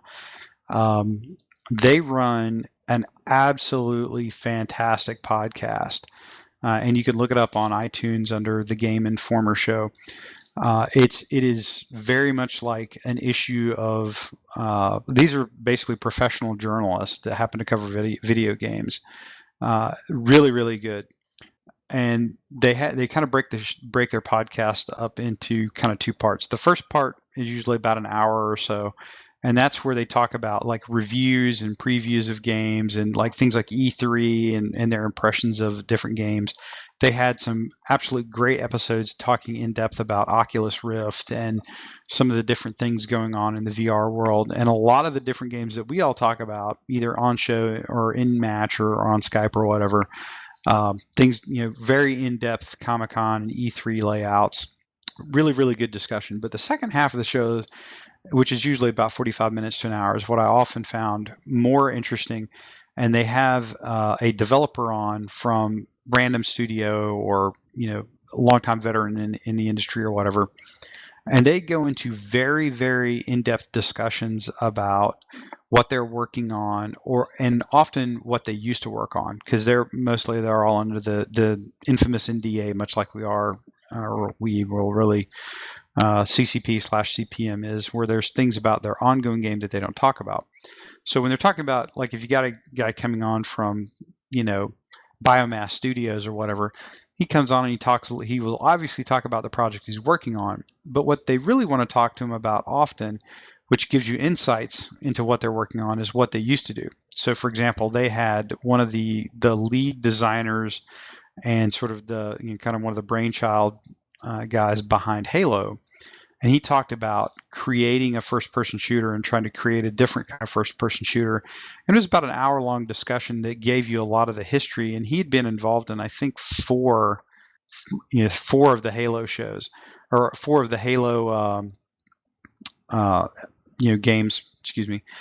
And it was incredibly interesting to listen to him talk about weapon balance, like how they solved different things, how they dealt with the community when they were trying to figure out how to balance certain things in the game. And I highly encourage you, if you're interested in video games you've been playing for a while, it's a different take. It's definitely not a popcorny kind of podcast. It's really good. Again, real journalists talking about stuff. They're usually very entertaining. But the developer discussions are what I found most interesting, because it gives you kind of an idea of what guys are going through as they're actually trying to make these games. And some of the ways they view problems that are probably different than how the community does. So that is one thing I would kind of offer to you is the Game Informer show. Again, very, very excellent podcast. And I highly recommend that folks check that one out. There's a couple other ones. There's the IGN Games podcast. Now, these guys put out several podcasts or several different shows, and they collect them under the IGN Games podcast. It's sort of a mini collector of multiple different podcasts that you can subscribe to under this one banner. They're pretty good. They're from the UK, very similar in tone. Not quite as in-depth as the Game Informer show, but it's probably worth a look. And then probably the last games-oriented podcast I'd kind of, if you guys want to check it out, is one that's called Can't Stop Playing. It's basically these three guys that are, I would say, roughly college age, like young 20, like early 20s, mid 20s. And they've got it's a very, very popular in terms of just raw downloads and things like that. Very popular podcast. But it sounds basically like us talking, for lack of a better term. Although none of them sound quite like Zell, but I think very few people can.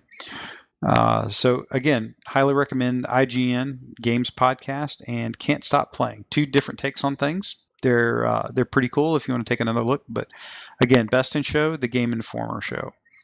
The last couple ones I want to throw out are a little bit more kind of just fun podcasts. They're literally a little bit more pop culture-y kind of stuff. There's one called Movie Fights by Screen Junkies. Just type in Screen Junkies Movie Fights, and I think you'll pull it up. And it's a really, really fun show. They take basically some professional nerds, so to speak, from different podcasts, YouTube channels, occasionally movie people, actual movie or TV writers or producers, and they have them fight it out with, okay, who wins, Batman versus Superman, or why was the Deadpool trailer the absolute best trailer at Comic-Con this year? And they have basically a little knockout show where they're graded and scored. It's kind of like Around the Horn on ESPN. Really fun show, very quick for like your morning commute and stuff like that. And the last two ones I've actually plugged before on the show. One of them's called The Weekly Planet, and it's the kind of the podcast of comicbookmovie.com. It is a really, really spiffy little podcast by some Australian brothers that actually do a lot of, they branch out into video games occasionally, but a lot of just general movies that we would all want to go see. Anything that's, comic book related or graphic novel related, video game tie-ins to movies. They're really funny, absolutely hilarious. One of the guys is a professional stand-up comedian down in Australia. Is actually quite good. They're very humorous. So I do recommend those that you pick up The Weekly Planet. Very fun. And then there's another one that's a little bit more kind of esoteric. That's a little bit more Jadek Menaheim in its flavor. It's called I Was There Too. It is a neat podcast. It's probably about 45 minutes to an hour per episode. And basically, the guy interviews bit players from classic movies. Like he'll interview like one of the colonial Marines from Aliens and talk to that guy for like an hour about what it was like. And it's usually very funny. It's usually, you get a lot of insight into some of the randomness of being a bit player in Hollywood. So if you're kind of into that, or you want something a little bit more kind of left to center, it's pretty good. So again, I do highly recommend that. So The Weekly Planet, I Was There Too. Again, really good. And the Screen Junkies Movie Fights, absolutely hilarious. So that was kind of my podcast review, because I literally listened to probably 3 or 4, well, really like up to like 7 episodes of each one of those podcasts on my almost 40 hours of straight drive and travel from one end of the country to the other. So there's a lot of other shows out there. We love you that come down and listen to Biomassed, but we get a lot of ideas for our show by listening to others or watching YouTube channels. And one of the interesting things that we found out is a lot of these podcasts do simulcasts on YouTube, like not just the audio, but they're actually filming them in studio, which we certainly will not ever do in Biomassed. I'm not sure we could take that. So that's kind of been my little podcast review for the week. And I do want to let folks know I appreciate all the comments on Twitter as I was driving. And I think we're about at that point. We're going to go ahead and bring the show to a screeching halt. So what we're going to do now, guys, is we're going to knock out some shout outs. We're going to start at the top of the list with the beginning of the list, Pokey Draven. And we're going to go work our way down, and then we'll go ahead and kind of land the plane for tonight. So, Pokey, you got any shout outs, brother? Yeah, I'll give a shout out to CCP Logibro and Lulu. I think I'm saying your name right.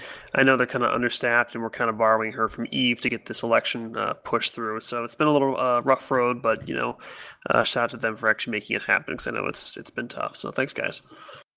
Good deal. And benandjerrys. All right, I'd like to give a shout out to my brother Dex. You can meet with him on his channel, The Cardinal's Office, and also the True Adamants. The one and original True Templar. And also, Vader's Fist. Thanks, guys. Good deal. All right. Cross. Two major shout-outs. One to folks like Ben here who are actually driving content for New Eden, because, let's be honest, beyond the base game, content like that is what makes it fun. And then a shout-out to all the people who spend time in places like the Feedback and Ideas forums or Talking in Game to polish that base game experience. Alrighty. Godin. I like to give a shout out to my mom because she helped me do something earlier, and I'm just thankful for that, because otherwise I would have broke down. Hey man, there's nothing wrong with that, dude. All right, Heracles. I want to give a shout out to my Corp Random Guns. I've been here for less than a month, and you guys have done a great job making me feel at home.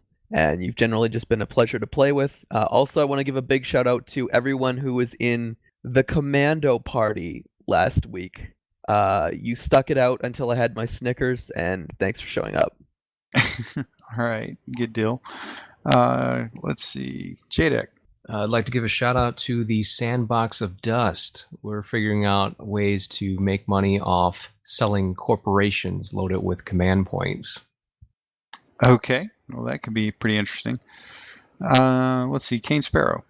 Just a shout out to Negative Feedback and all the candidates who decided to probably go against my advice and run for CPM. There'd be Aelns Dene, Sergeant Kirk, Arcana Windspire, Chicho Man, Silly Rabbit, and Dystopia, and Demin's Grimwolf. Okay, you've named like 1.75 people that I think I would vote for. Most of that's due to their association with you. Okay, middle of the list, Rizel. I'm going to give my shout out to everyone running and everyone voting for the CPM election this year. I'm really, really happy that everything has worked out well for our term, and that the game will outlive us. Yep.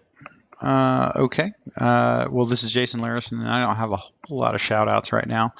Although I would like to say I really appreciate the folks in my neighborhood for welcoming us. We had a party last night. It was very fun. Thunder, rain, lightning, and all that good stuff. But everybody still ate barbecue and all that kind of good stuff. So appreciate the neighborhood here. And that's about it for shout outs for me. So guys, we're going to go ahead and call episode 65 to a close, and it's getting pretty late at night here, so this is probably well timed. So again, thanks for all the support and for everybody that emails us, Twitters us, hits us up in game or whatever. Please keep it coming, because feedback actually helps us quite a bit. We do modify the show's format a little bit, and we do modify our topics based on what you guys want. And if you ever want to be on Biomassed, please just message myself, Pokey, or Zell, and just make arrangements for a time that you want to come on. And you let us know a little bit about what you want to talk about, and